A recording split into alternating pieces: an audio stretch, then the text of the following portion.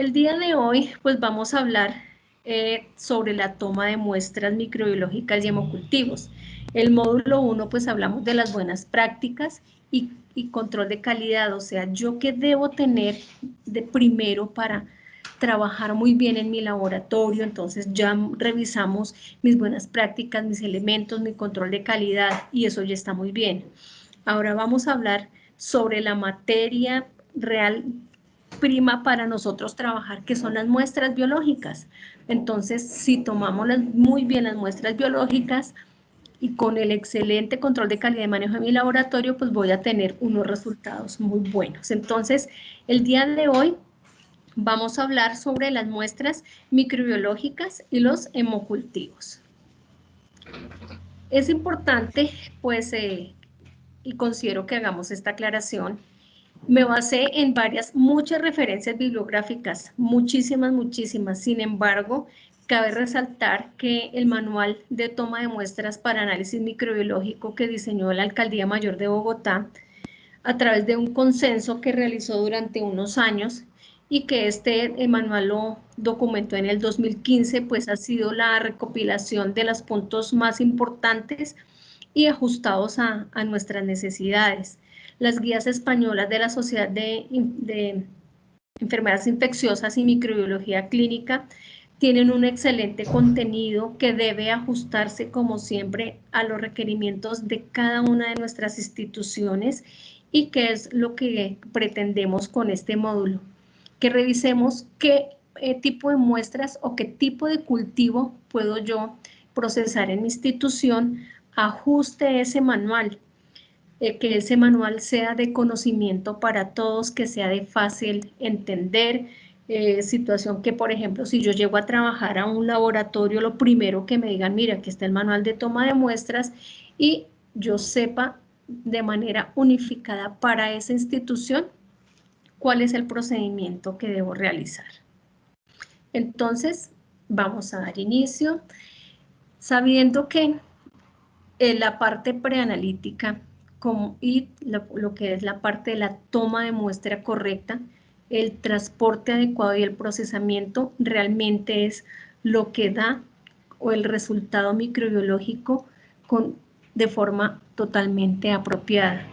Y nosotros sabemos que el resultado de un cultivo va a depender la toma de decisiones clínicas y terapéuticas del médico para el manejo del paciente. Yo les mencionaba previamente, bueno, si a mí me da una glucosa alta y el médico dice, bueno, yo no creo porque el paciente está como bien, ¿sí? Lo manda a repetir. Pero el médico no puede mandar repetir una muestra que fue tomada en un procedimiento quirúrgico y que le salga un microorganismo X y uno diga, bueno, esto está como raro, ¿cierto?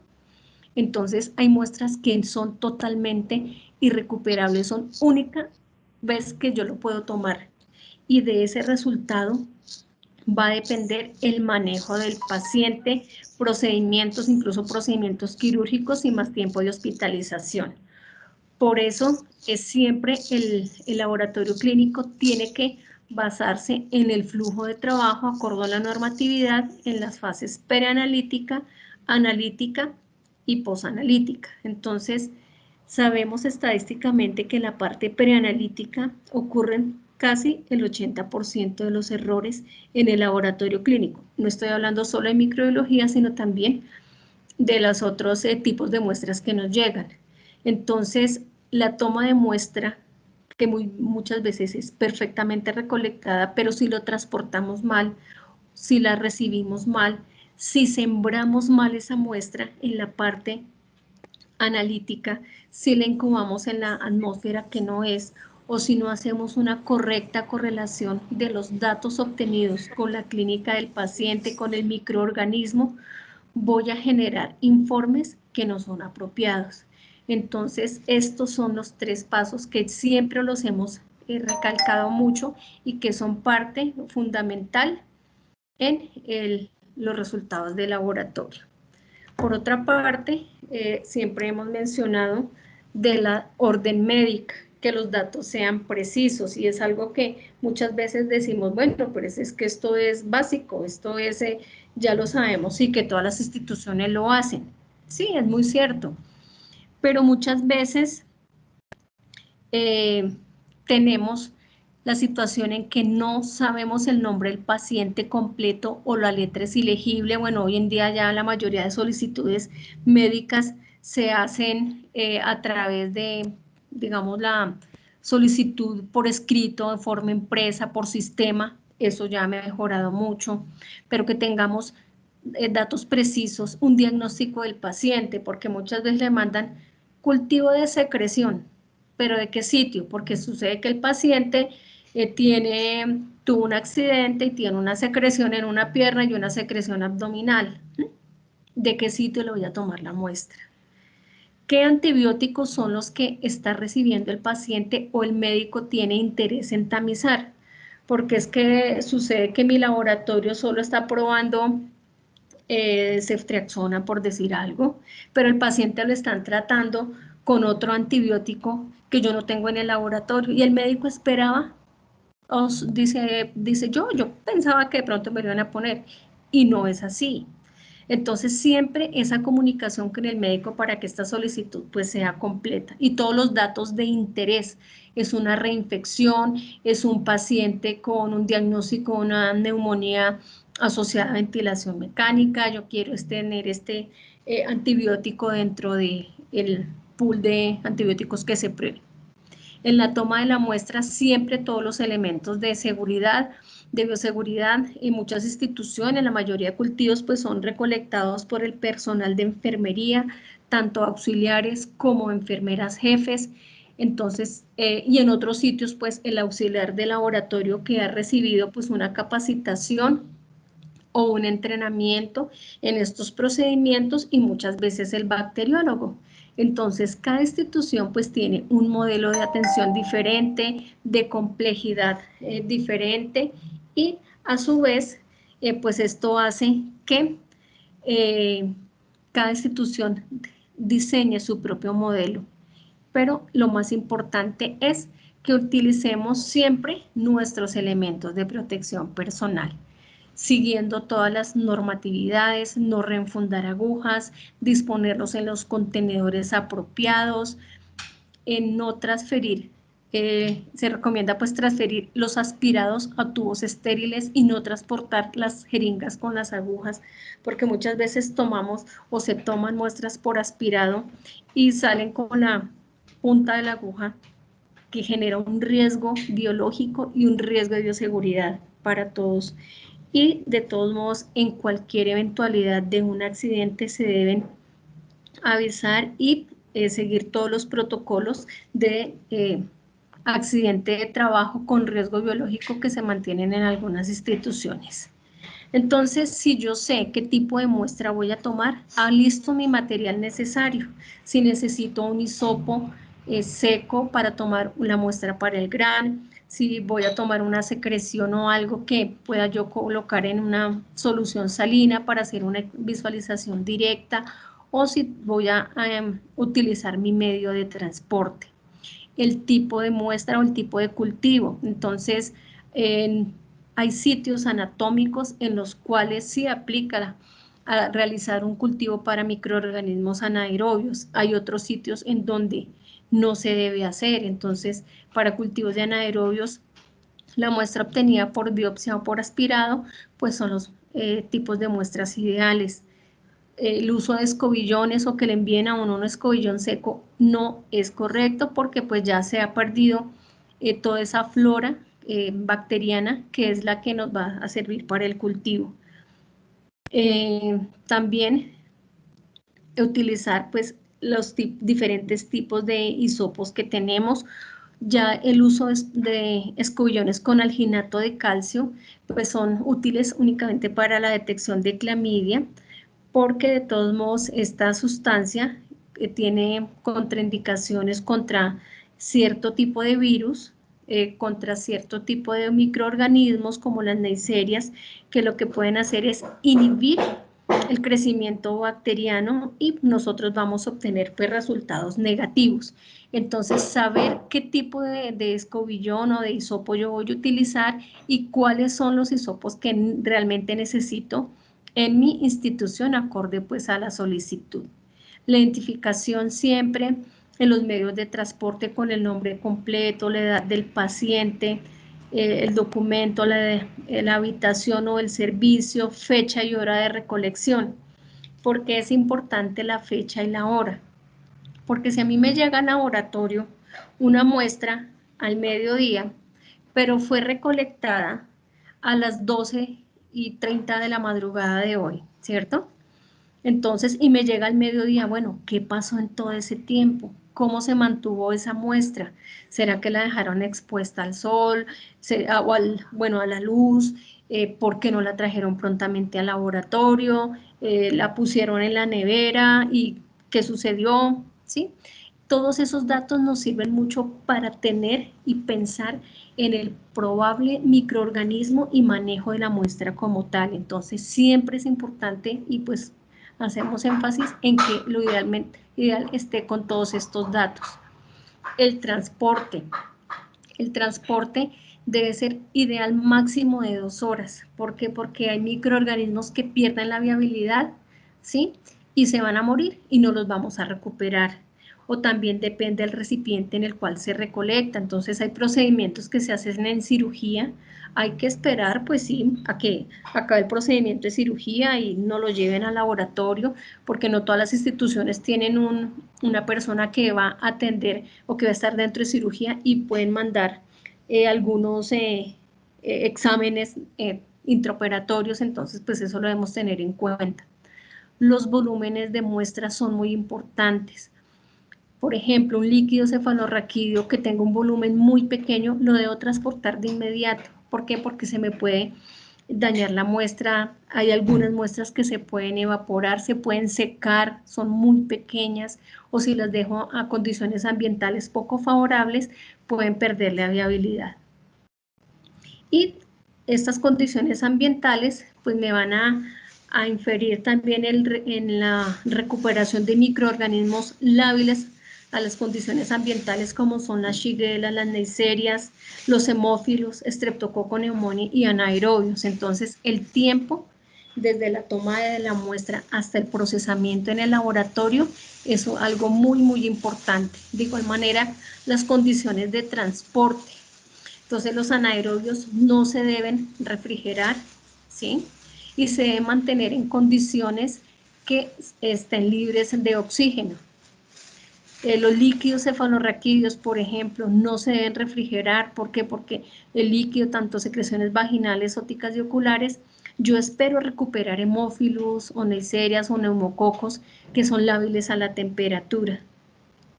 Si tomamos un líquido corporal o cualquier muestra líquida, puede ser un absceso, no deben colocarse en tubos que tengan tapones de gasa o tapones de algodón. Se puede voltear el tubo, se derrama, pierdo la muestra, y el transporte siempre debe ser en contenedores rígidos que eviten el contacto de la contaminación hacia el personal de la salud y contaminación del recipiente como tal. De igual manera, la pérdida de una muestra que muchas veces es única.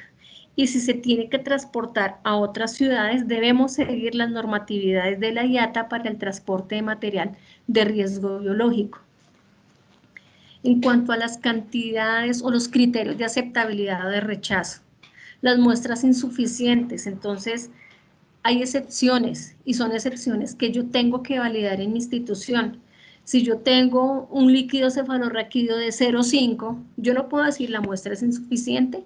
¿Por qué? Porque yo no sé el tipo de paciente. Si es un neonato y prematuro, pues obviamente no le van a poder recolectar una cantidad abundante de muestra, ¿sí? Pero si una muestra de orina de un paciente normal, claro, se puede hacer. Muestras sin identificar no se pueden procesar a menos que haya sido un procedimiento quirúrgico y que esté autorizado por el médico. Entonces, si a mí me mandan un cultivo de válvula cardíaca y no la marcaron bien en salas de cirugía, pues yo no la puedo decir al médico, no la proceso, porque pues igual al paciente le abrieron el corazón y lo operaron, ¿sí? Yo no puedo rechazar esa muestra. Tengo que de inmediato iniciar un proceso, pero recuerdo unas palabras que me enseñó un médico intensivista cuando estaba yo en clínica, y que él decía que un acto médico prima sobre un acto administrativo. Y eso es un acto médico, procesemos la muestra y después arreglamos, sembrémosle, después arreglamos el papeleo a ver si le ingresan o no, porque es la vida de una persona la que está allí. ¿Y eso qué implica? En demoras en el tiempo. Entonces, hasta que el médico le autorice que va al primer piso, que bajó al cuarto, que el camillero, que la llevaron, que sí, que no se pueden repetir. Hay muestras que no se pueden repetir, muestras de cirugía o secreciones de un solo momento, así el paciente vaya ambulatorio, se toma este cultivo ya y de inmediato empieza el tratamiento antibiótico y sabemos que probablemente no vamos a recuperar los gérmenes que necesitamos. Muestras repetidas del mismo día de muestras diferentes a tejido y a sangre. Por ejemplo, si a un paciente le mandan urocultivo a las 3 de la mañana, urocultivo al mediodía y otro urocultivo por la noche, bueno, aquí, ¿qué está pasando? ¿Sí? ¿Será que se confundieron? No, es que el primero fue micción espontánea, el segundo fue por sonda. Ah, listo, algo pasó. Pero tenemos que averiguar cuál es la historia de esa muestra. Muestras que estén derramadas, mal empacadas, o muestras que hayan sido recolectadas, por ejemplo, de orina, en pacientes que tienen una sonda fija, no se deben recibir. Entonces, ya entrando a ver los puntos más importantes de cada uno de los tipos de muestras, empezamos con la muestra de orina. Es la rutina del laboratorio. Cuando uno empieza a trabajar, nosotros como bacteriólogos empezamos a trabajar y lo primero que lo ponen a uno es a procesar parciales de orina. Y todavía lo seguimos haciendo.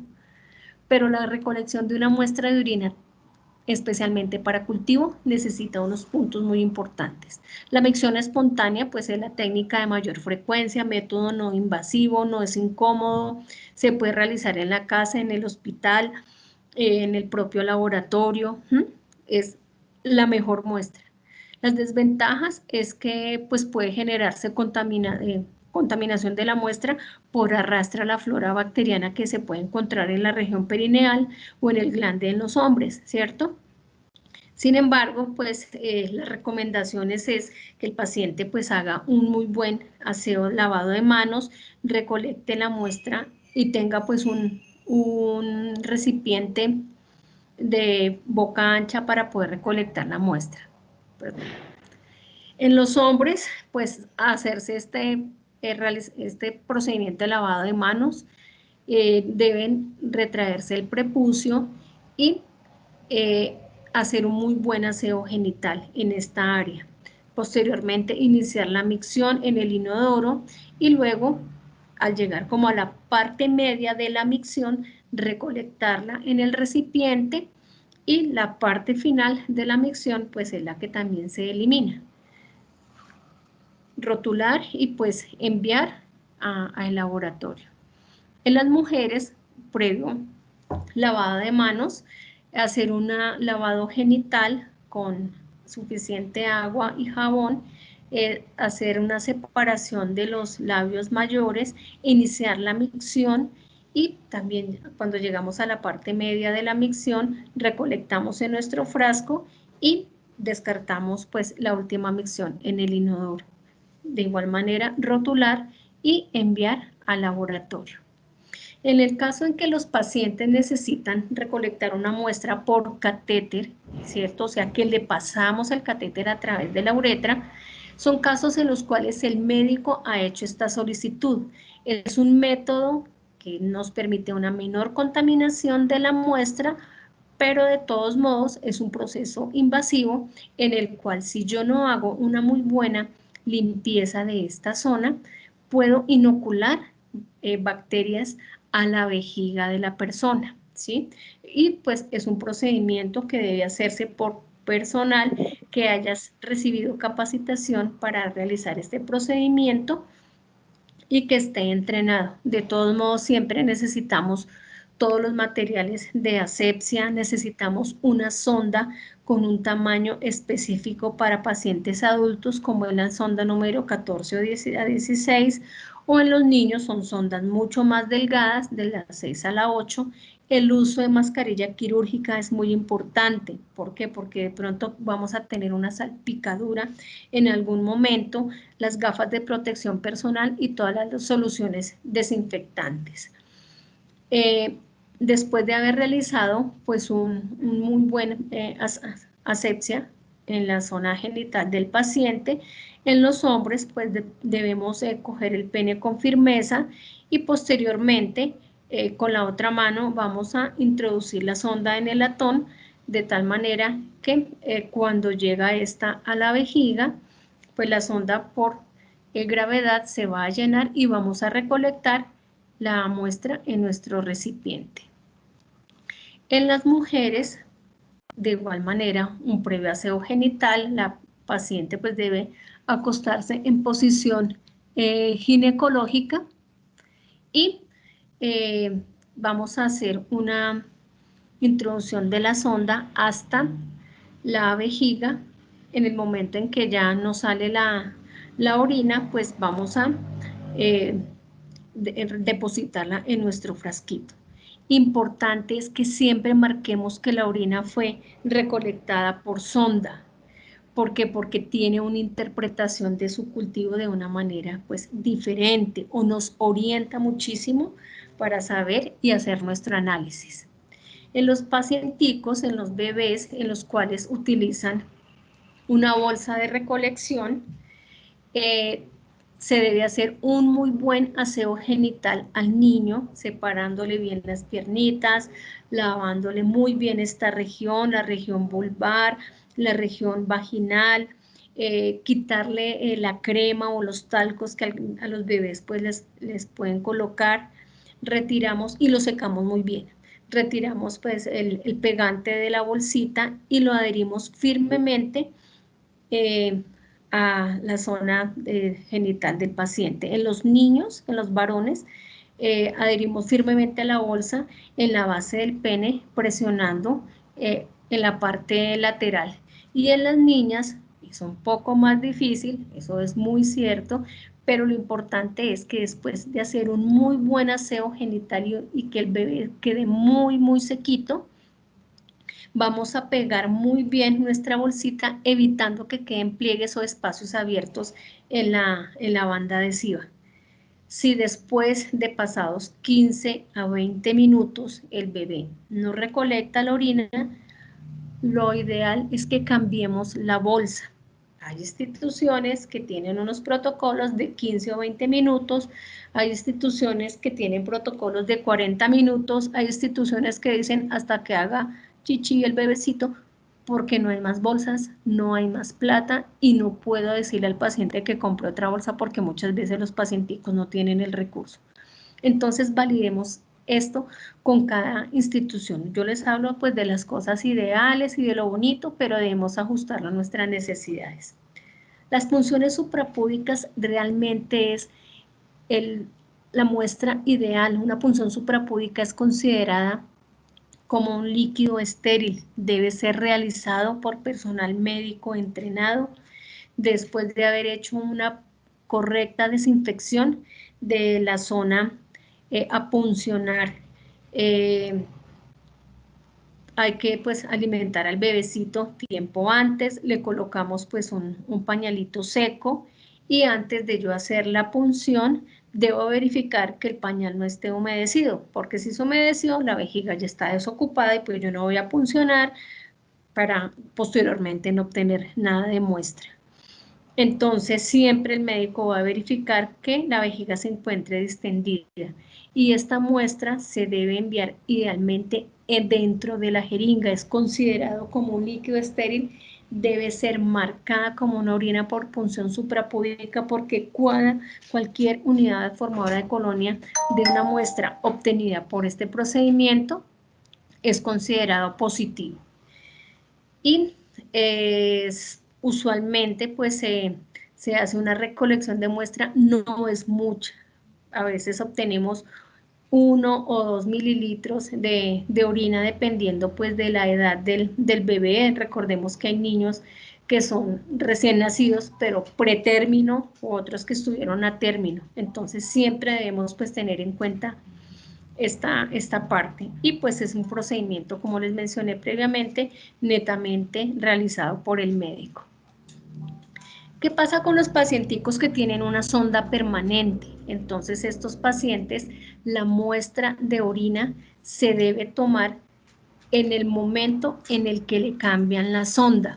¿Por qué? Porque el paciente en una sonda fija le puede durar 20 días, pero esa ya está colonizada, entonces la punta de la sonda donde se encuentra pues como la bombita que hace, que fija la sonda dentro de la vejiga, ella ya se coloniza y todo lo que nosotros cultivemos va a ser colonización. Entonces se debe recolectar el día en que se le cambia la sonda al paciente.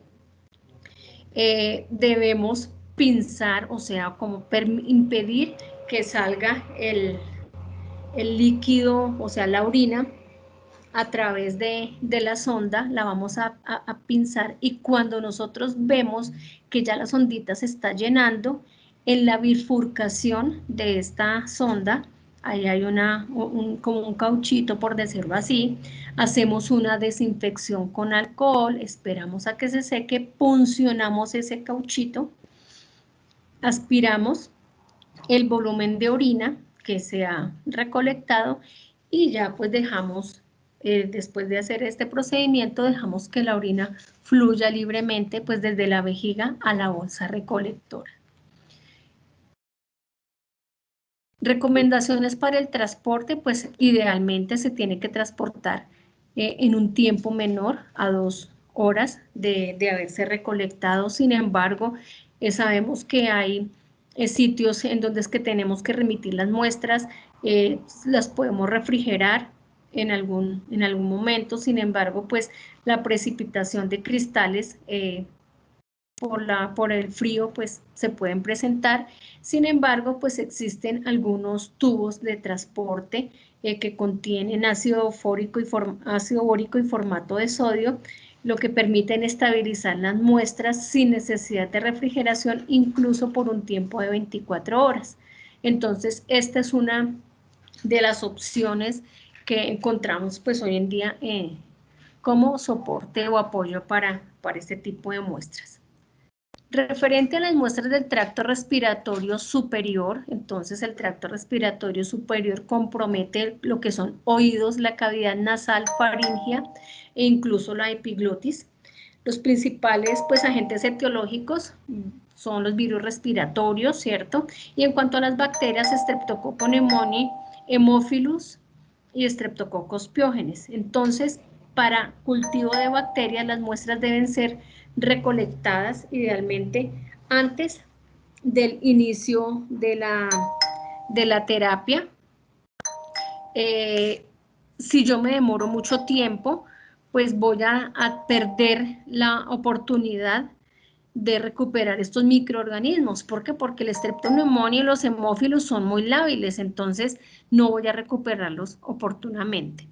Los hisopados nasales usualmente se utilizan para detección de hongos o estafilococos meticilino resistentes, auris meticilino resistentes, en los cuales nosotros a través de un hisopo de fibra sintética, sea dacrón, rayón, nylon o cualquiera de ellos, en un medio de transporte con todos los elementos de protección personal, inclino la cabeza del paciente, introduzco el hisopo en la cavidad nasal, roto muy bien a través de las paredes nasales y voy a colocar mi hisopo en el medio de transporte.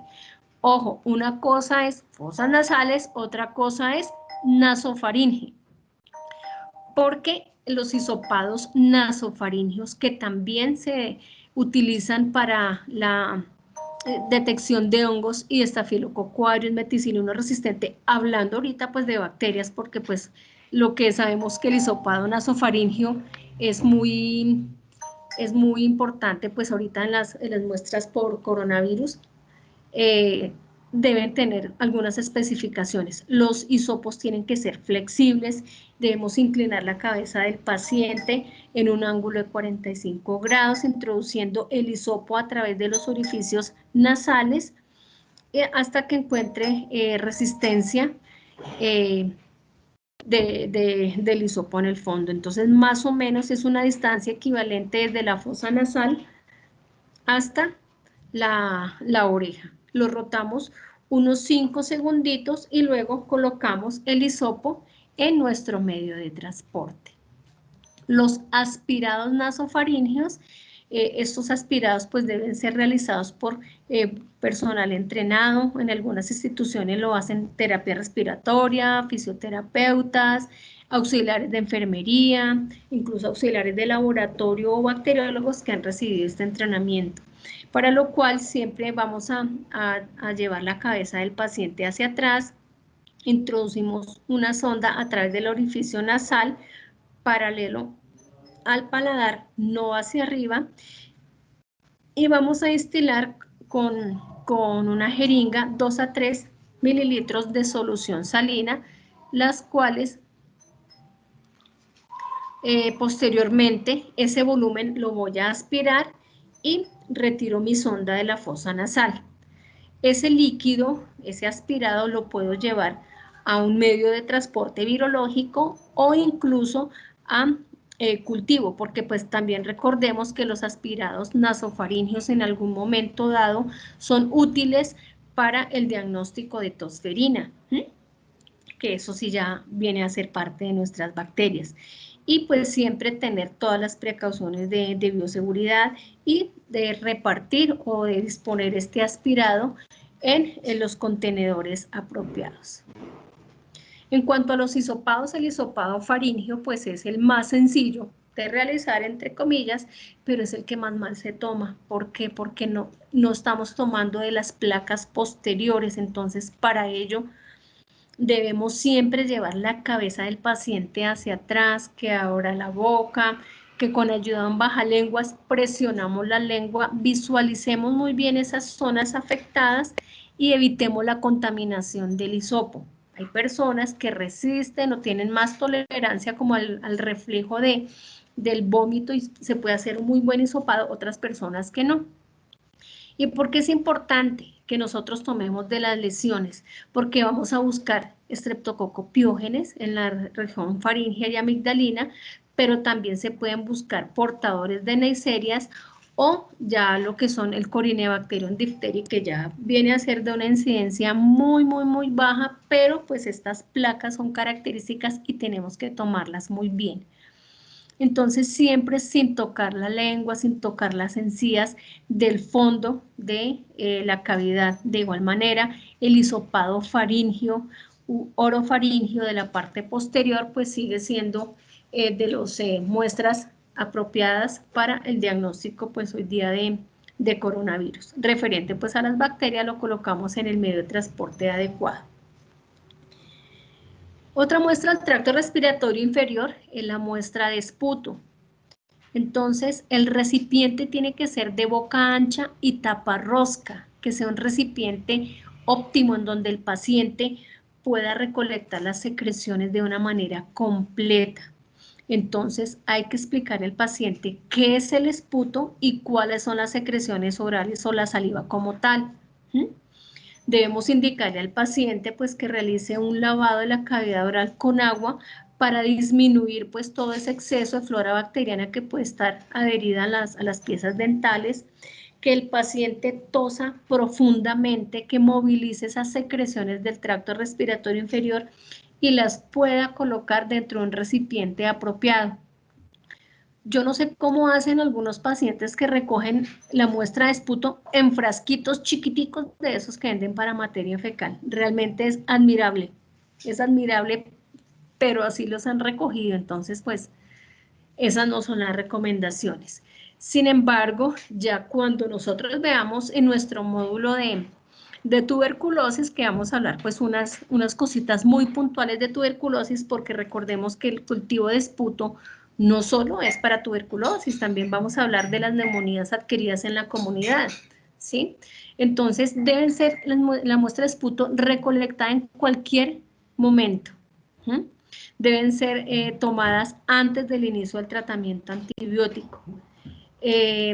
¿Por qué explicarle muy bien al paciente que tosa fuertemente? Porque si yo veo muchas células epiteliales, es un indicio de contaminación de la flora de la cavidad oral, entonces yo ya voy a rechazar esa muestra y voy a decir, esto no me sirve para cultivo. En micobacterias, pues es otra cosa y pues eso lo vamos a ver en este módulo en particular. Sin embargo, pues debemos hacer la evaluación de la cantidad de células epiteliales y polimorfonucleares, y esto pues lo vamos a profundizar en el módulo que veamos el tracto respiratorio inferior y superior. El esputo inducido pues se realiza en pacientes que tienen dificultad para expectorar, principalmente quienes en niños. Entonces hay niños o hay adultos mayores en los cuales la expectoración se torna complicada, se hacen procesos de nebulización, se le explica pues al paciente, incluso al niño se le golpea un poquito en la espaldita o esta tarea pues le hace muy bien terapia respiratoria para que el paciente pueda expectorar y esa secreción sea recolectada directamente, pero un esputo inducido es bajo o es recolectado bajo una indicación médica por el proceso de la nebulización. Los aspirados traqueales pues son utilizados de manera rutinaria para el diagnóstico etiológico de pacientes con neumonía y deben ser cultivados sí o sí, tengan o no tengan células epiteliales en su extendido. Entonces se necesitan pues elementos de protección personal, la sonda de Nélaton, la solución salina y el aspirado traqueal pues realmente consiste en introducir esta sonda a través de hasta la cavidad traqueal a través del tubo endotraqueal o del orificio de la traqueostomía, depende ya del tipo de paciente. Y pues esta sonda se va a conectar al succionador, o sea, por la parte de afuera, en el otro extremo, y se empieza a aspirar. Este procedimiento pues es netamente realizado por terapia respiratoria y ellos nos envían esta secreción recolectada en un frasco estéril y en algunas ocasiones pues nos pueden enviar la punta de la sonda. Todo depende del tipo de paciente. En un paciente adulto pues nos mandan las secreciones, pero nosotros pongámonos a pensar en un recién nacido, pretérmino, bajo peso, intubado, en una incubadora, en una unidad de cuidado intensivo. Las secreciones de este bebecito pueden ser hasta de 0.5 y uno no puede decir muestra insuficiente. Ya en estos casos es cuando nosotros podemos analizar y decir, recibimos la sonda dentro del contenedor o dentro del tubo o el frasco, el recipiente que nosotros proporcionamos para ello. Los lavados bronquiales, broncoalveolares y los cepillados pues están indicados en pacientes que tienen una sospecha de una infección pues, del tracto respiratorio inferior y son ideales para todos los cultivos, estudios de patología, pruebas moleculares para tuberculosis y pues para biología molecular, haciendo pues las pruebas directas de PCR. Realmente lo que se hace es instilar solución salina en una cantidad pues grande, en diferentes alícuotas hasta pues los bronquios del paciente y pues el neumólogo, el especialista, realiza el procedimiento de la fibrobroncoscopia y recolecta la muestra. Pero el lavado broncoalveolar es una muestra valiosa en la cual siempre debemos procesar, ¿sí? Siempre debemos procesar y tener aquí en nuestro laboratorio. De igual manera, cuando se toman muestras de lavado broncoalveolar, una porción la mandan al laboratorio para cultivo de bacterias y otra porción la envían a patología, ¿sí? Para mirar otros estudios, mirar otros tipos de microorganismos que no son detectados en el laboratorio, hongos, incluso neumocistis, incluso mirar tipos de células que se pueden tener. Los líquidos corporales, pues realmente sabemos que son líquidos que se encuentran en cavidades aisladas del medio externo, que no usualmente nunca van a estar en contacto con ningún microorganismo, nunca están en contacto con ningún microorganismo. Y que su infección a través, sea del torrente sanguíneo o a través de un tejido que esté cercano, genera una complicación. Entonces estas muestras deben ser recolectadas por el médico especialista, muchas veces en cirugía, y llevadas de inmediato al laboratorio y procesadas de inmediato, para evitar pues que ciertos microorganismos que no son los causantes de la infección puedan sobrecrecer. El líquido pleural pues es obtenido a través del procedimiento de la toracocentesis, el procedimiento realizado por el médico especialista, en el cual hacen una punción con jeringa y una aguja sobre el borde superior de la costilla marcada hasta obtener pues la salida del líquido puntualmente. ¿Qué es importante que nosotros suministremos o que nosotros sepamos? ¿Qué tubos se van a tomar? Un tubo seco para análisis químico. Entonces se hace estudio de proteínas, de glucosa, de LDH, de acorde al método que tiene el laboratorio, el test de ADA, a veces dicen el test de ADA en tubo seco, otros dicen no, el test de ADA tiene que ser en un tubo con anticoagulante, pero ¿cuál anticoagulante? ¿Citrato o cuál debo yo utilizar?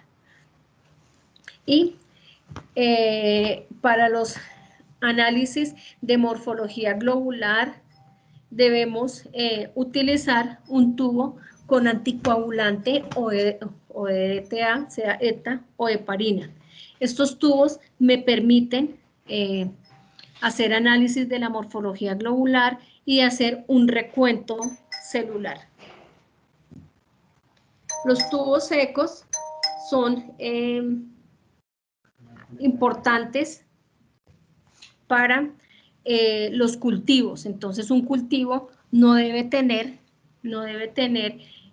ningún tipo de aditivo, porque pues estos aditivos, sean anticoagulantes, van a interferir en los resultados. Entonces nos puede lesionar ciertos microorganismos como el neumococo. Algunas instituciones tienen protocolizado utilizar botellas de hemocultivo. Eso quiere decir que hacen la aspiración del líquido. Algunas instituciones, el médico directamente coloca el volumen del líquido en la botella de hemocultivo, o es el procedimiento que hace el laboratorio. Entonces ya eso depende de los protocolos institucionales. Los líquidos peritoneales pueden ser obtenidos pues de dos maneras: por paracentesis, ¿cierto?, que es realmente el procedimiento mediante el cual se extrae el líquido ascítico que está contenido en la cavidad peritoneal. Entonces, este líquido es valioso porque es el diagnóstico de una ascitis, ¿cierto?, y que como medida terapéutica, pues lo que hacen es retirar esta cantidad de líquido. También es un líquido muy importante para los estudios de sospecha de peritonitis primaria o secundaria, y son importantes que siempre realicemos la diferenciación de los leucocitos, si son polimorfonucleares o si son linfocitos. ¿Por qué? Porque acorde a esta relación podemos dar un diagnóstico de si es una peritonitis o si es una ascitis o qué otra situación pues puede tener el paciente. Algunas oportunidades el líquido peritoneal lo llevan a patología. Entonces, siempre debemos tener en cuenta que el análisis químico lo hacemos en tubo seco, no tubo con gel con aditivo o con que me aceleran el proceso de coagulación. Tiene que ser un tubo seco, sin absolutamente nada, un tubo sin aditivos. Un tubo con EDTA o cualquier anticoagulante EDTA o heparina para la morfología globular y el recuento, y un tubo seco sin ningún aditivo para el cultivo.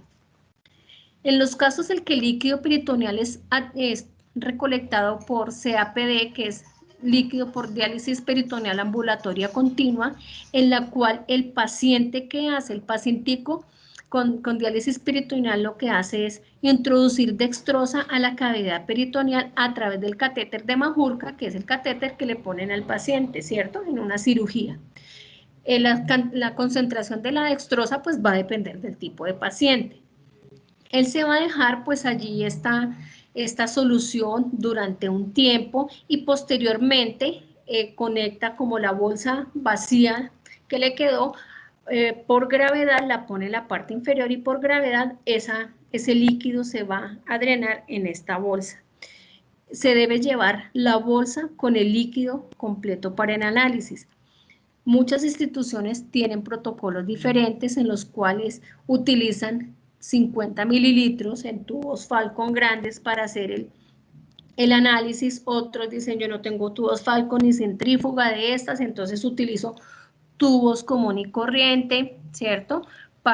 De unos 10 centímetros para separar el líquido. Hay que hacer un recuento celular dependiendo pues un recuento celular y en cámara y hacer la diferenciación entre neutrófilos y linfocitos, ¿sí? Entonces ya depende del protocolo que yo tenga para el procesamiento de líquidos corporales, pues que esto lo vamos a ver más adelante en el módulo correspondiente.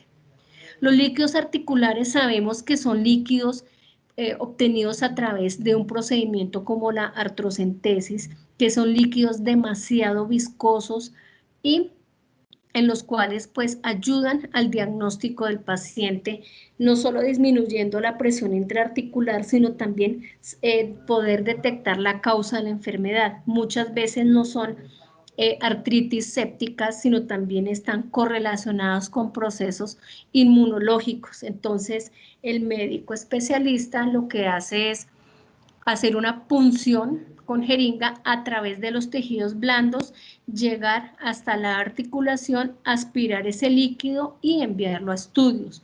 ¿Qué debemos nosotros que tener en nuestro laboratorio? Los tubos secos, como siempre lo he mencionado, para estudios químicos de proteínas glucosa y estudios reumatológicos, como les mencioné, tubos con anticoagulante para la morfología globular y recuento celular, y los tubos secos para el cultivo. Los líquidos pericárdicos, pues realmente son muestras que se toman muy pocas veces.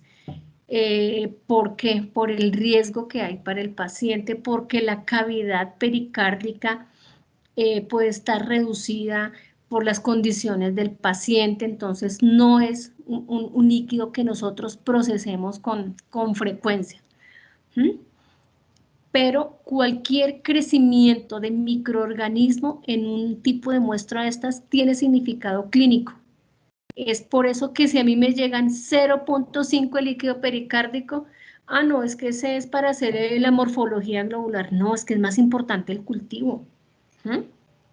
¿Por qué? Porque el paciente quiere saber qué microorganismos le está causando esta infección, ¿sí?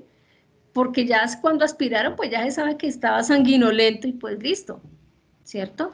Se puede saber por lo menos si los hematíes, porque usualmente estos líquidos son sanguinolentos, estaban frescos o estaban crenados, ¿sí? Saber el 80%, 30%, etcétera, para saber si es una hemorragia reciente o es una hemorragia vieja, por decirlo así. Pero el cultivo acá prima, así sea una microgota. En un frasco de hemocultivo lo podemos hacer o en un caldo de enriquecimiento, pero yo no puedo contaminar mi muestra cuando haga el procedimiento porque es hacer una punción al corazón del paciente. Los líquidos cefalorraquídeos pues son prácticamente de uso rutinario, ¿cierto? Es de uso frecuente, realmente la indicación es buscar enfermedades infecciosas, inflamatorias y neoplasias del sistema nervioso central. También está indicado pues hacer punciones lumbares en seguimiento a pacientes a los cuales les han colocado intratecalmente, o sea, directamente casi en el cerebro, medicamentos, quimioterapias, antibióticos, ¿sí? Entonces los líquidos cefalorraquídeos son considerados líquidos de rutina y de muchísimo cuidado. Entonces el procedimiento pues lo hace el especialista con aplicación de anestesia local, agujas calibre 22, en el cual hacen la punción en los espacios intervertebrales, miden la presión también que hay intracraneana, ¿sí? Ellos miden esa presión intracraneana y saben si pueden o no pueden tomar este líquido cefalorraquídeo, verifican pues la salida de este líquido y recolectan en los tubos. Los líquidos cefalorraquídeos no se usan tubos con aditivos, ni anticoagulantes, ni nada de esto. Tienen que ser tubos secos, sin ningún tipo de aditivo. Y el transporte al laboratorio debe ser rápido en los primeros minutos. ¿Por qué? Porque si nosotros tenemos un microorganismo bastante lábil, ¿sí? Este se puede perder, ¿sí? Vamos a perder el microorganismo. La piel y los tejidos blandos. Entonces son muestras que hablamos de heridas que son de rutina, herida de pie, herida de mano, pero son las más mal tomadas en nuestras instituciones.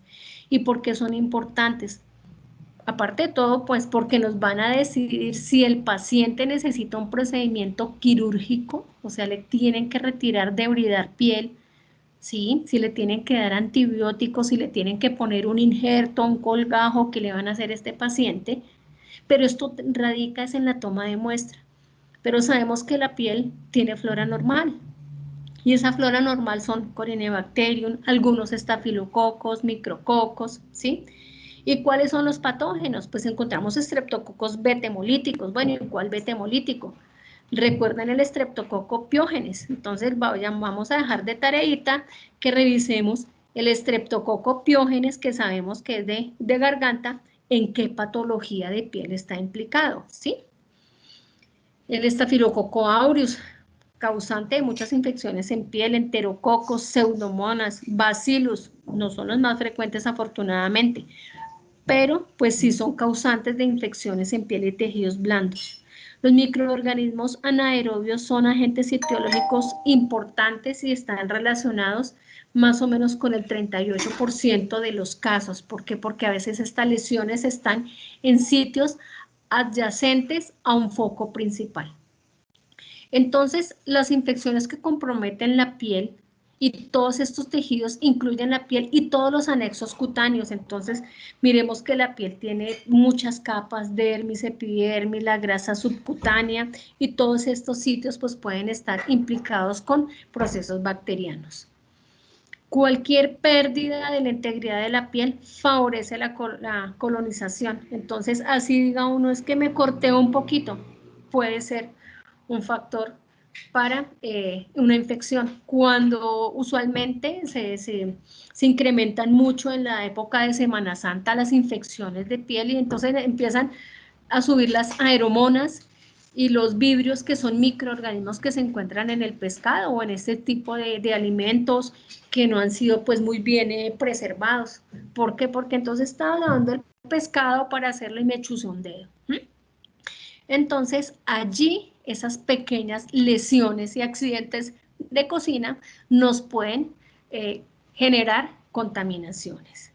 Entonces hay que mirar en dónde está esa herida, si la herida es superficial, si es profunda. No es lo mismo una herida en la región abdominal a una herida porque fue la causa, por una herida quirúrgica, una herida externa, una herida, hasta dónde llegó a albergar. Entonces, esto va a definir la infección y el pronóstico.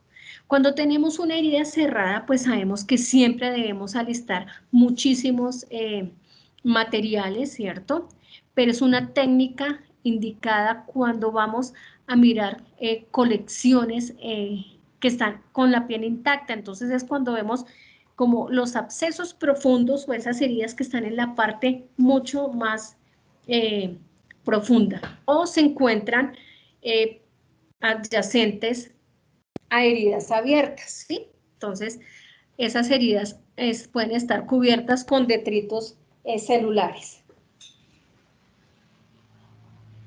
Las heridas cerradas pues debemos hacer un procedimiento de asepsia y antisepsia de la piel del paciente. En algunas ocasiones pues hay que aspirar este material, y este material que aspiramos con la jeringa, pues lo vamos a colocar en algún medio de transporte o transportar directamente en la jeringa, pero taponando la punta.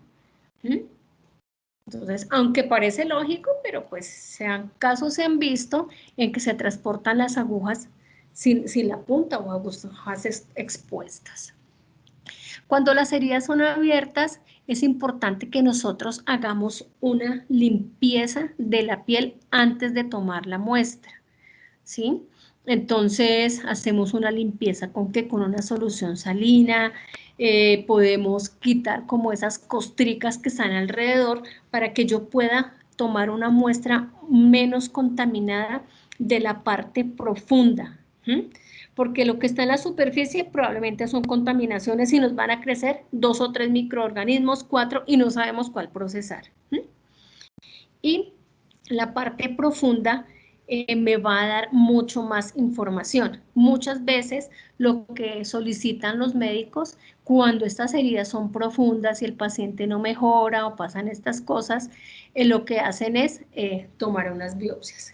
Entonces, las heridas abiertas, pues siempre verificar todo el material que nosotros vamos a necesitar, el estudio que se solicita, una coloración de Gram, si tiene cultivo de gérmenes comunes, anaerobios, cultivo de hongos o cultivo de micobacterias, o cuál es el cultivo que me solicitaron para yo tener este material pues previamente listo, y no empezar, como dice uno, a improvisar en el momento de la toma de la muestra. Entonces, con la solución salina se hace como un debridamiento de la herida, se busca el tejido se elimina, ¿sí? Como todas esas secreciones y los detritos celulares que hay alrededor, lavamos con solución salina y tomamos de la parte más profunda, ¿sí?, de esta herida. Si la herida está muy seca, pues vamos a impregnar un hisopo con solución salina como para absorber un poquito como esa secreción que se encuentra allí. Es cierto, a veces al paciente le duele, claro que le va a doler, pero si uno le explica al paciente o uno concientiza en esta parte, toma de muestra al auxiliar de enfermería, de laboratorio o al paciente que lo realiza, que concientice al paciente que es por su bien, le juro que el paciente se va a dejar, ¿sí? Porque él quiere mejorarse. Y siempre tener en cuenta que un hisopo es para el cultivo en el medio de transporte y otro hisopo es con el que se hace la lámina o el extendido para Gram. No es el mismo, entonces no es que tomaron solo el medio de transporte y le pidieron Gram, cultivo KOH, cultivo de aerobios, anaerobios y todas estas cosas, y utilizan el mismo hisopo. No, es que yo primero lo puse para cultivo y después lo pasé a otro procedimiento. Entonces, y otro, digamos, cuando las muestras no son bien, no pueden ser bien recolectadas, o los médicos, los cirujanos plásticos necesitan otros diagnósticos, toman una biopsia o toman curetajes. Entonces, las muestras obtenidas por biopsia han sido catalogadas para determinar la cantidad de bacterias que se encuentran en la piel, ¿sí? Entonces, muchas veces los toman en pacientes con heridas por quemaduras, en pacientes que han tenido que hacerles injertos de piel cuando tuvieron un accidente o estas cosas, y se hacen cultivos cuantitativos de tejido. Todos los elementos de protección personal, pues que ya sabemos. De igual manera, las biopsias y los curetajes son tomados por el médico especialista. Sin embargo, pues es importante que nosotros conozcamos por qué es importante y porque yo no puedo rechazar una muestra que mide un poquitico y es chiquitica, y cómo la voy a procesar, ¿sí? Porque ellos hacen una localización anatómica de la lesión, verifican y analizan el estudio, toman la muestra pues previa asepsia, antisepsia con el uso del campo quirúrgico, colocan un anestésico, pues porque le van a retirar una porción del tejido al paciente, cortan este tejido y lo van a enviar, tanto el tejido que tiene una apariencia normal como un tejido comprometido. Entonces, si yo no tengo en mi institución un mortero para procesar estas muestras, ¿sí? Para macerarlas y hacer cultivos cuantitativos, bueno, ¿cómo lo voy a procesar? ¿Sí? ¿En dónde lo voy a inocular? Que lo vamos a ver más adelante en nuestros módulos. Las muestras para tracto gastrointestinal, pues las infecciones gastrointestinales son el segundo tipo de enfermedad infecciosa más frecuente. Primero las urinarias y después las diarreicas. La muestra de elección son las deposiciones diarreicas. Las muestras compactas no son las ideales para diagnóstico microbiológico, excepto pues algunos hisopados que se utilizan para tamizaje, ¿no? Entonces tenemos que mirar qué es lo que yo estoy haciendo. Si el paciente llega por un episodio diarreico, no, es que tengo diarrea y me mandaron un coprocultivo, la muestra tiene que ser diarreica. Otra cosa es que el paciente tenga episodios diarreicos, pero es que lleva hospitalizado 15 días con tratamiento antibiótico y le ordenen un hisopado para detección de ciertos microorganismos de colonización o toxinas, pues es otra, de toxinas de Clostridium, pues es otra situación. La severidad pues de las enfermedades diarreicas va a depender del paciente, de la duración, del tipo de enfermedad, de la época del año, y también nosotros debemos saber el examen que le solicitan al paciente, si es un coprocultivo, ¿sí? O si se está sospechando, como les mencioné, la infección por Clostridium. ¿Por qué? Porque yo tengo que saber cuál es la técnica que utiliza mi laboratorio o el laboratorio donde yo remita la muestra y saber qué tipo de muestra les puede servir. Entonces, en cuanto al tracto gastrointestinal, pues sabemos que hay diferentes tipos de diarreas. La diarrea disenteriforme, que va acompañado de dolor abdominal, calambres, tenesmo y deposiciones diarreicas con sangre y moco. La coleriforme, entonces donde son deposiciones acuosas de más de 3 evacuaciones líquidas amarillentas que no tienen sangre, pero van acompañadas de otros síntomas en el paciente como vómito, fiebre, disminución del apetito e irritabilidad. Y pues siempre debemos recolectar estas muestras en los primeros días de la enfermedad. Es muy cierto, ¿no? Es que tengo diarrea, que no sé qué, va el paciente al médico, entra al consultorio y como que se le pasa porque nunca recogen la muestra. Entonces, si un paciente realmente tiene un episodio diarreico, pues va a tener muchas deposiciones. El recipiente que sea el apropiado, de boca ancha, porque es que si recoger una orina es un trabajo, calculen una muestra de materia fecal en un servicio de urgencias en un baño público, o sea, no es fácil. En pacientes pediátricos que usan pañal, pues no vamos a colocar el pañalito por la parte del algodón, nos toca pues tener creatividad y dice uno, bueno, se lo pone por el revés, le coloca uno una bolsita o algo, uno tiene que mirar cómo recoger esa muestra, porque si el paciente tiene diarrea, la diarrea es totalmente líquida, pues el algodón lo va a absorber. Los hisopados rectales, que son muy bien recolectados hoy en día para los tamizajes de Streptococcus agalacti. Entonces utilizamos los escobillones de punta sintética, ubicamos a los pacientes en posición ginecológica, introducimos el hisopo a través del esfínter anal, ¿sí? Realizando más o menos unos 3 centímetros hacia adentro, realizamos una rotación sobre las criptas anales y depositamos estos hisopos en nuestro medio de transporte, siendo enviadas al laboratorio durante las primeras horas y conservadas en refrigeración por un tiempo máximo de 24 horas. Los hisopados rectales pues se utilizan para diagnóstico de toxinas de Clostridium difficile. Lo que vamos a buscar es la toxina, entonces ya por eso les mencionaba previamente, saber las condiciones del sitio donde las vamos a remitir. Si vamos a buscar parásitos, entonces deben ser conservadas a temperatura ambiente, o si estamos haciendo hisopados para muestras de rotavirus, pues deben mantenerse refrigeradas. Las muestras del tracto genital, pues con mayor frecuencia estamos buscando clamidia, neiserias y treponemas, pues son las que enfermedades pues de transmisión sexual. Sin embargo, para estudio microbiológico, pues no todas van a aplicar, porque tenemos úlceras genitales, que son úlceras dolorosas y no dolorosas, por ejemplo, las úlceras causadas por treponema pálido y Haemophilus ducreyi, pues que son lo que llamamos el chancro duro y el chancro blando.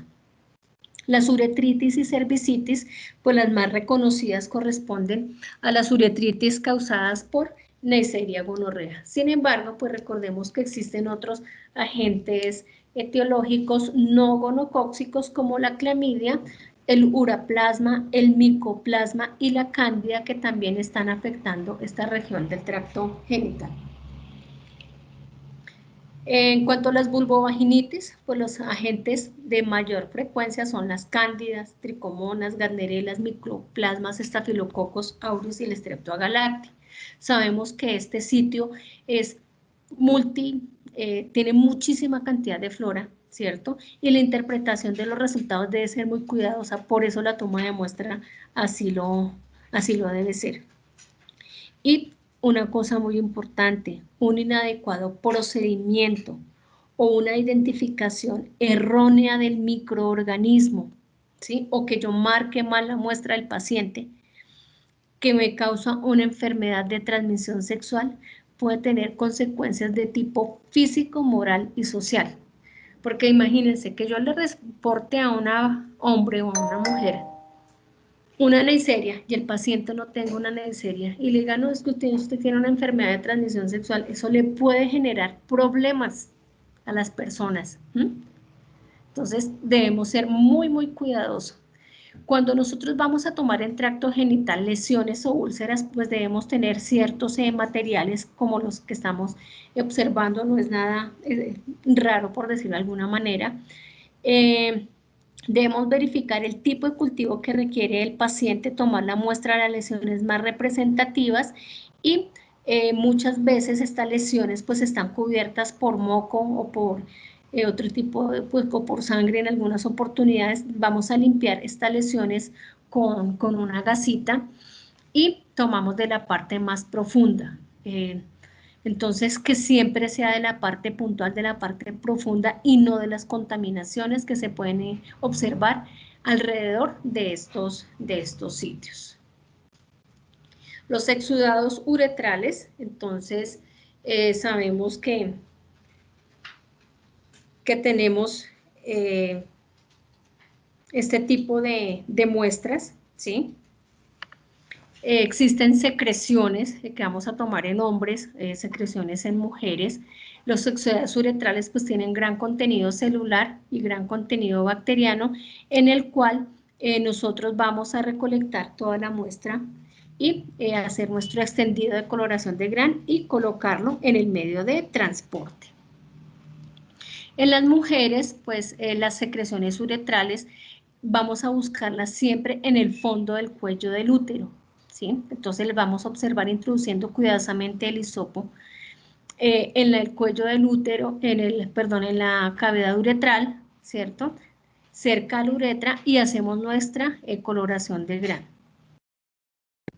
Los exudados vaginales, pues patologías que causan vaginitis y vaginosis, vaginitis por Candida y Tricomona vaginalis y vaginosis por Gardnerella, son pues como patologías de recurrencia frecuente.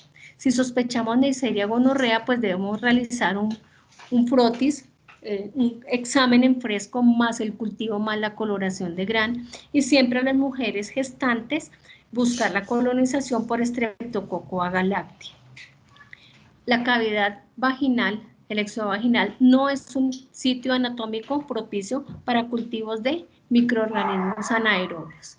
Entonces la paciente en posición ginecológica y con una buena fuente de luz introducimos el espéculo a través de la cavidad vaginal y vamos a recoger con hisopo todo este exudado que vamos a encontrar allí. Tomamos 2 o más hisopos, uno para cultivo y el otro para los exámenes frescos y las coloraciones directas.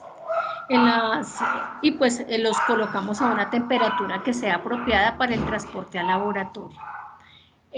Cuando nosotros estamos observando en los exudados se puede encontrar muchísima cantidad de secreción, entonces estas cervicitis son sospecha de una infección gonocócica, por eso es importante siempre hacer una muy buena visualización del cuello uterino y tomar la muestra de manera correcta.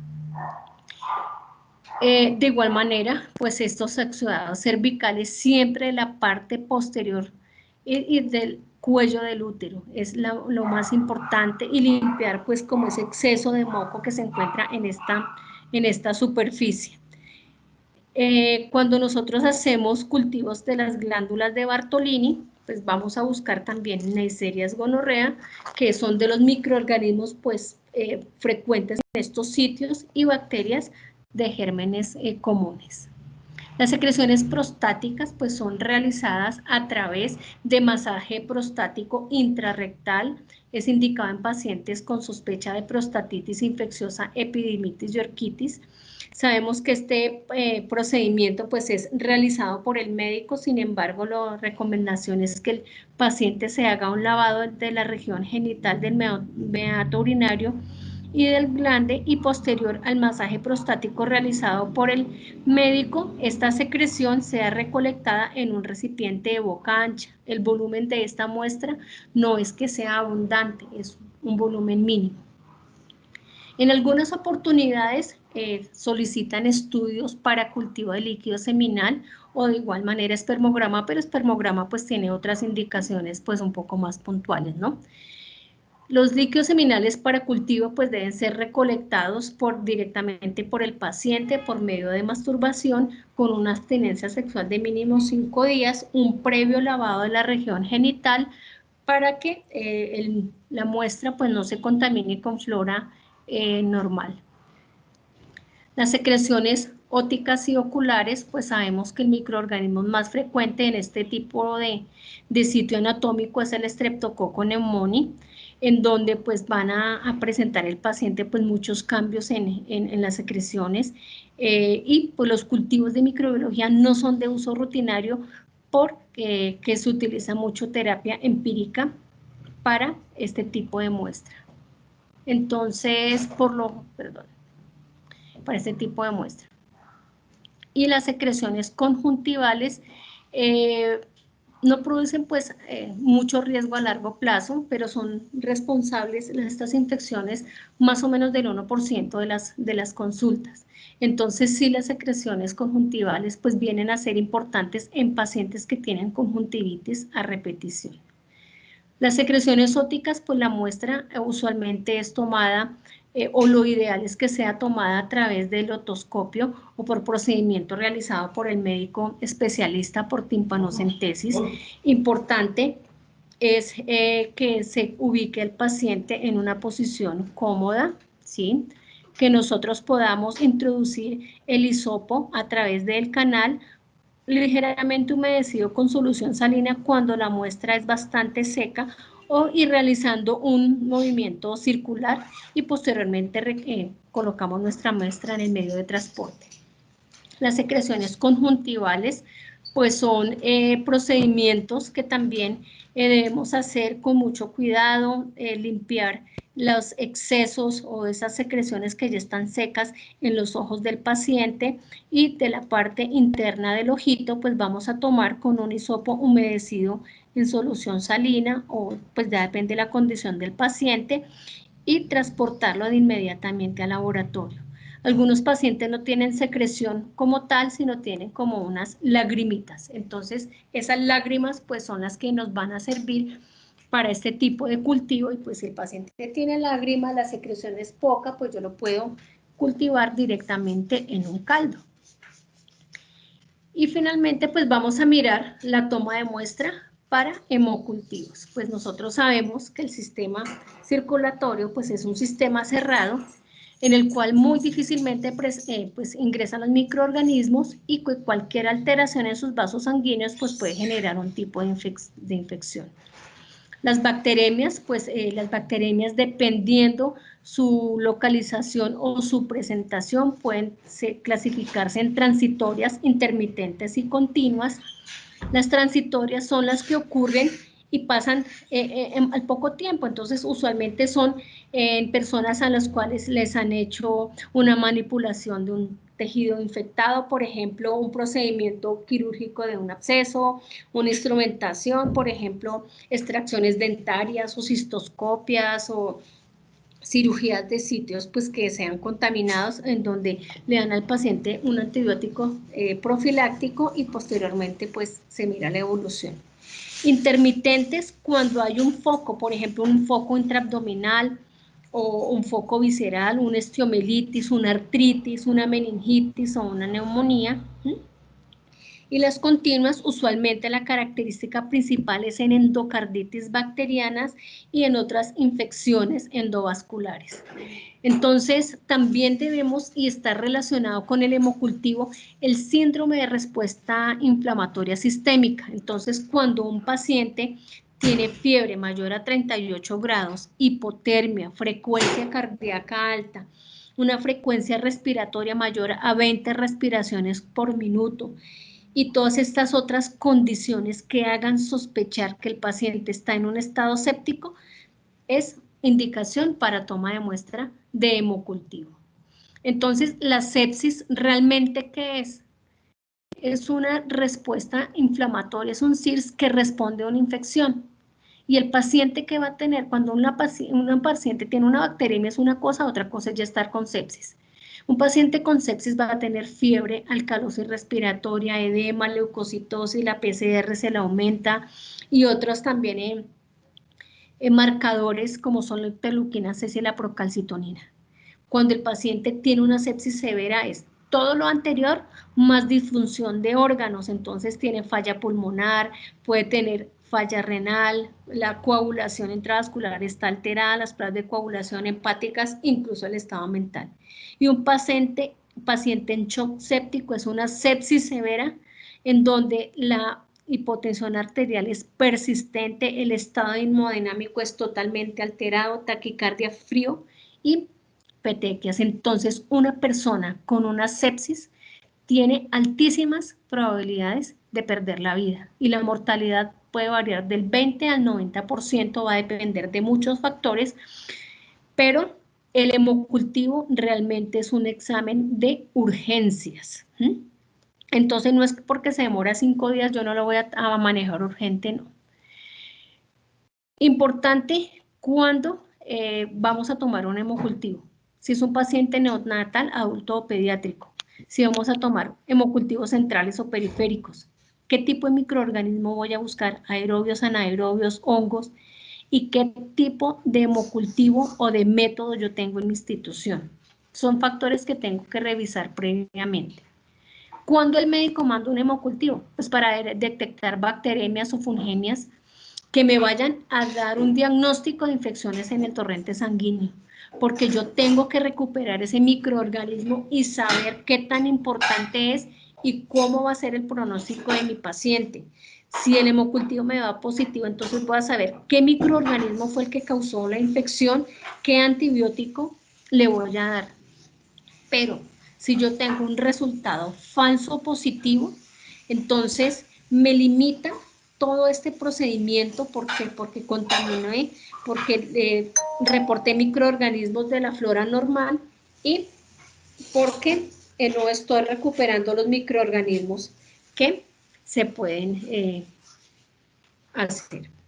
Y un factor determinante es los resultados positivos y cómo hago ese resultado positivo con un volumen adecuado, ¿sí? Volúmenes bajos pueden llevar a resultados falsos negativos, pero un volumen apropiado pues me va a llevar a unos resultados óptimos. Entonces, cuando nosotros tomamos hemocultivos, la relación sangre-medio de cultivo es muy importante. Estamos hablando, la literatura dice una relación de 1 a 5 entre muestra y volumen de medio.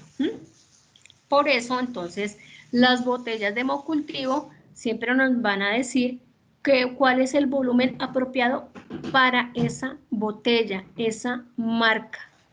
porque todo depende de la cantidad de volumen de medio de cultivo que trae cada botella. Entonces el médico hace la solicitud, el médico pues me va a decir si necesita hemocultivos periféricos o bajo qué términos está enfocado pues su análisis, ¿cierto? Entonces debemos tener claridad sobre cuál es el objetivo del hemocultivo. Hoy en día hablamos de set de hemocultivos, ¿sí? Es el número de botellas que yo voy a tomar. Entonces, antes hablábamos de botellas, 1 botella, 2 botella, 3. Hoy día hablamos de set. Un set de hemocultivos está formado por 2 o 3 botellas. Eso es algo que debemos nosotros establecer en la institución. ¿Qué hace un set de hemocultivos? ¿Sí? Un set de hemocultivos usualmente se compone de una botella para aerobios y una para anaerobios. En el caso en que se sospechen infecciones por hongos, el set de hemocultivos debe contener una botella adicional para este tipo de microorganismos. Cuando hablamos de un volumen inadecuado de sangre, ¿eso qué quiere decir? Que es menor al 80% del volumen mínimo requerido en la botella. Entonces, ojo, una cosa es lo que dice la etiqueta, ¿sí?, de la botella.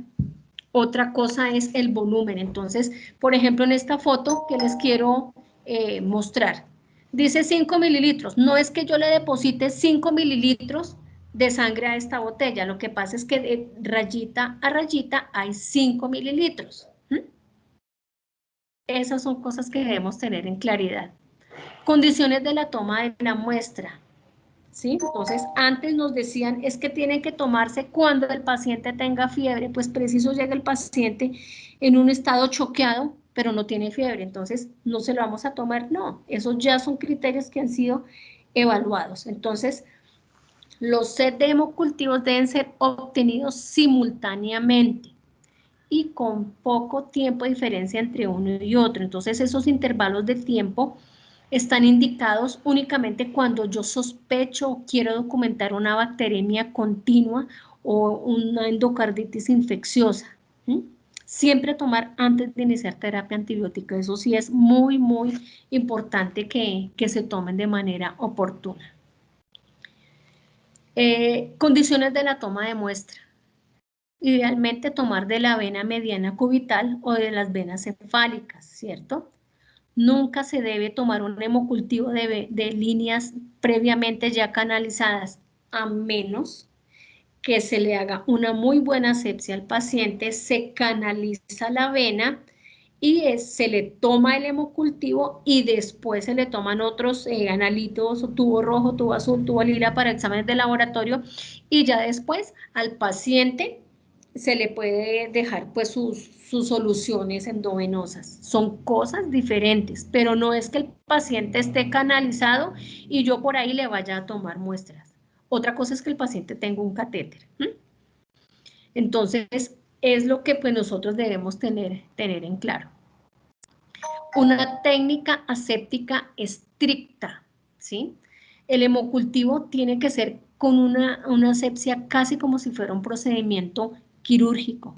Las botellas de hemocultivo por fuera no son estériles, por eso se recomienda siempre desinfectar la tapa de la botella, ese cauchito con alcohol, y después ahí sí colocar la muestra de sangre. Y el volumen de sangre pues es un factor muy importante. Entonces yo les mencionaba volumen de la botella. Usualmente, por eso les digo, hay que mirar siempre con el proveedor de su sistema de hemocultivos el volumen mínimo requerido para cada set, para cada botella de hemocultivo y el volumen apropiado, porque hay botellas que traen 50 mililitros, 30 mililitros y pues eso es algo que debemos verificar. Se recomienda tomar 2 juegos de 2 sitios anatómicos diferentes. Eso quiere decir, yo punciono el brazo derecho del paciente, ¿sí? Y le tomo, ejemplo, 20 mililitros. Voy a depositar 10 en botella de aerobio y 10 en botella de anaerobio. Eso es un set de hemocultivo. Si le mandan 2 sets, entonces vuelvo al brazo izquierdo y hago exactamente lo mismo. En recién nacidos y prematuros se recomienda tomar 2 juegos o 2 botellas. Una sola botella en recién nacidos no tiene valor diagnóstico. En recién nacidos se toman porque le mandaron a hemocultivo sospecha de sepsis de recién nacido, o adquirió una neumonía o algo en la unidad de recién nacido, ¿cierto? Usualmente en los recién nacidos se toman de rutina hemocultivos para aerobios. Entonces se toman 2 botellitas para aerobios con volúmenes de sangre que pueden ir desde 0,5 a 1 centímetro, porque pensemos que también hay pacienticos que son prematuros. Y únicamente se consideran anaerobios cuando el bebé tuvo, la mamita tuvo una ruptura prematura de membranas, que hay unos antecedentes de corioamnionitis o un foco de sepsis abdominal, pero eso ya lo va a determinar pues el médico, el neonatólogo, y pues por eso es importante esa comunicación. Nunca se deben tomar muestras de la arteria umbilical porque pues son sitios bastante contaminados. Entonces, en recién nacidos, ¿sí? Todo depende del peso del paciente. Esta es una tabla modelo de una pues referencia bibliográfica que que se ha tomado como modelo acá en la Secretaría de Salud de Bogotá. Sin embargo, cada institución debe establecer su protocolo. En recién nacidos se debe tomar dos botellas pediátricas aeróbicas, ¿sí? Una sola no tiene un valor diagnóstico porque qué tal que esté contaminada, entonces no sabemos. Y en los niños depende del peso. Entonces hay niños que pesan menos de 8 kilos, ya hay niños que pesan 40 kilos, ¿sí? Que ya son niños de 12 años, 15 años, pero siguen siendo niños. Entonces todo depende del tipo de paciente. Seguir las recomendaciones en pediatría de peso y edad del paciente, y también el volumen de sangre es apropiado. Entonces no es lo mismo un niño de 3 meses a un niño de 10 años. Entonces eso es algo que siempre nosotros debemos conciliar y tener en cuenta acorde a nuestro protocolo institucional. En hemocultivos, todas las normas de bioseguridad, siempre es muy importante, y algo que cabe resaltar es que intercambiar agujas para la inoculación de las botellas no mejora la sensibilidad del procedimiento, por el contrario, aumenta el riesgo de accidente biológico, eso acabo referencia. Le toman la muestra con una jeringa, ¿cierto?, al paciente, y voy a cambiar la jeringa, la aguja a esa jeringa para inocular la botella. Hay más riesgo de contaminación. Entonces, no es un procedimiento que debamos hacer. Los hemocultivos periféricos, pues aparte de tener todos los materiales de asepsia y antisepsia, yo puedo tener hoy en día otras opciones, como son los equipos alados que van conectados a una portatubos que se ajustan a algunas marcas de equipos de hemocultivo, o equipos alados que van pues sin la camisita o el portatubo, que pueden ir directamente a la botella de hemocultivo y tener pues yo todo el material.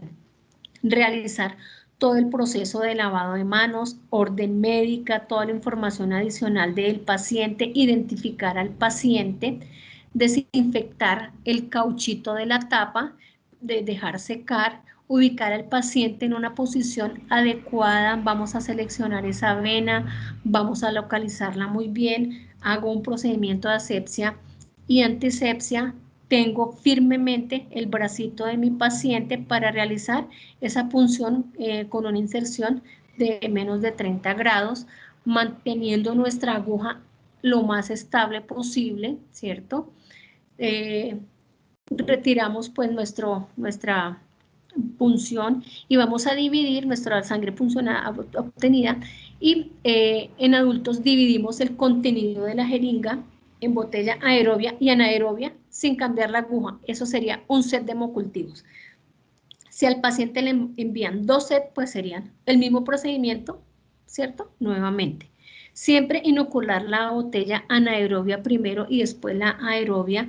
Y en pacientes pediátricos, pues inoculamos de acuerdo al volumen extraído, pero recordando que en pediatría usualmente no se manejan anaerobios, sino solo aerobios. Las botellas se mezclan por inversión y con el segundo set pues repetimos el mismo procedimiento. Cuando contamos con un sistema de recolección cerrado, como les mencionaba previamente, lo que nos sirve esas reglitas que traen las botellas es saber qué tanto he llenado, ¿cierto? Pero nos permite tener facilidad en algunos tipos de pacientes para recolectar este tipo de muestra y así pues también evitar contaminaciones en las mismas. Es importante cuando se toman hemocultivos a través del catéter central. Esto es un procedimiento que realmente lo hace enfermería, ¿cierto? Entonces, este procedimiento se hace en infecciones del torrente sanguíneo asociados al dispositivo y se debe, o sea, al catéter, y se debe tomar simultáneamente hemocultivos por una vena periférica y un hemocultivo a través del catéter y cultivar ese catéter y así hace uno una correlación de una sepsis relacionada con el catéter. El procedimiento, pues lo que se hace es cerrar el paso de la infusión venosa, se elige el puerto pues de ese catéter por el cual se va a extraer la sangre, se hace un procedimiento de desinfección, se hace la extracción de la sangre con la jeringa y pues se inocula directamente en la botella. Los cultivos de catéter pues se deben retirar. Para su retiro siempre se requiere pues tomar un hemocultivo simultáneo, uno periférico, uno a través del catéter y enviar a cultivar el catéter. Así es como nosotros podemos saber si esa sepsis estaba relacionada con ese catéter. Por eso es importante que las botellas de hemocultivo vayan identificadas si es una punción periférica o es una punción a través de catéter. Cuando van a recolectar o hacer el cultivo de catéter, pues se deben tener todos los elementos de desinfección, ¿sí? Se hace una asepsia y antisepsia del sitio en donde está implantado el catéter, se retira el catéter e inmediatamente se corta la punta más o menos a unos 4 o 5 centímetros del extremo distal con unas ayuda pues de una tijera y ese segmento se coloca en un tubo seco estéril. Se debe marcar muy bien el catéter si es venoso central, yugular derecho o izquierdo o qué sitio anatómico se encontraba ese catéter, pues para la correlación posterior, enviar directamente al laboratorio. Las muestras de hemocultivo y de catéter se deben enviar prontamente, sin pérdidas de retraso, conservando la temperatura y no deben refrigerarse ni congelarse las botellas de hemocultivo porque los microorganismos que están contenidos allí los podemos perder. No es correcto recibir una botella única de un paciente pediátrico o adulto, porque si me crees un estafilococo coagulasa negativo, pues de pronto puede ser contaminación al tomar la muestra y no podríamos hacer un análisis completo. No podemos recibir una botella por set de hemocultivo en pacientes adultos, por lo mismo he mencionado previamente, contaminación. No podemos recibir botellas con más de 30 minutos de tomadas, o sea, es importante que recalquemos, sí pueden haber excepciones y pueden haber situaciones que se presentan, pero pues importante que los tengamos en cuenta. No debemos incubar de forma externa las botellas, o sea, la incubadora manual, y luego ingresar al equipo. ¿Por qué? Porque me puede afectar la detección de producción de CO2 en los microorganismos que son bajos productores, entonces voy a obtener falsos negativos. No debo almacenar las botellas en sitios donde la luz me pueda afectarlas. ¿Por qué? Porque hay algunos métodos que pueden afectar los sensores de las botellas y me pueden generar resultados inapropiados.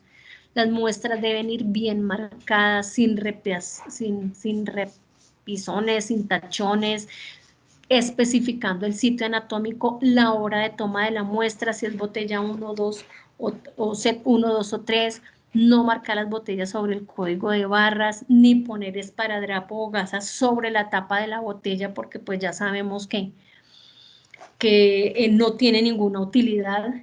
Los catéteres, transportarlos siempre en tubo seco porque no sabemos cuál es el método que estoy utilizando en el laboratorio, si es una técnica de Mackie o una de Brun-Wison, que los procedimientos son importantes, son diferentes. Y la no identificación correcta del tipo de catéter, pues no me va a permitir que yo haga una correlación con los resultados, entonces no puedo saber si es una sepsis relacionada con el catéter o qué fue este tipo. Entonces, para un buen diagnóstico microbiológico dependemos de una correcta toma de la muestra y que cada día debemos ver y hacer algo, pero ese algo que hagamos que sea realmente lo que nos nace a nosotros, que sea nuestro corazón, nuestra profesión, este amor por los pacientes, que sea el reflejo. Entonces, que todo esto que hemos, digamos, hemos transmitido el día de hoy, lo podamos poner en práctica en nuestras instituciones. ¿Cuál es el compromiso que tenemos para esta semana? Entonces, siempre es importante que contestemos la encuesta al final de cada módulo. ¿Para qué? Pues porque esta es la manera que vamos a nosotros tener un registro de los asistentes y poder enviar la grabación de cada módulo a su correo electrónico registrado. Si alguna persona pues no le llegó oportunamente la invitación o esto, pues que lo vamos a ir mejorando, no lo dejan saber, por favor. ¿Cuál es la otra tarea que vamos a tener? Vamos a revisar en nuestro manual institucional el manual de toma de muestras y vamos a realizar las actualizaciones respectivas. No podemos hacer una generalización porque cada institución de nuestros colegas que están aquí presentes pueden manejar instituciones de primero, segundo, tercer nivel y las condiciones son diferentes. Unos sí procesan todas las muestras, otros tienen que hacer remisiones. Entonces, que cada una de estas manuales sea ajustado a mi hospital, a mi laboratorio. Y pues un compromiso sí es elaborar un plan de divulgación de toma de muestra por urocultivo. ¿Por qué urocultivo? Es la muestra de rutina, ¿sí? Entonces, que sea aplicable para consulta externa. Entonces, yo hago como un flyer o algo así y que me sirva para mostrarle a los pacientes de consulta externa, que yo lo pueda compartir en la intranet, en mi laboratorio, para los pacientes hospitalizados, que yo se lo pueda entregar a los pacientes por correo electrónico, que lo peguen una ficha en mi laboratorio para que los pacientes lo entiendan de una manera que sea totalmente clara y fácil. ANAR Health Technologies. Innovación que transforma.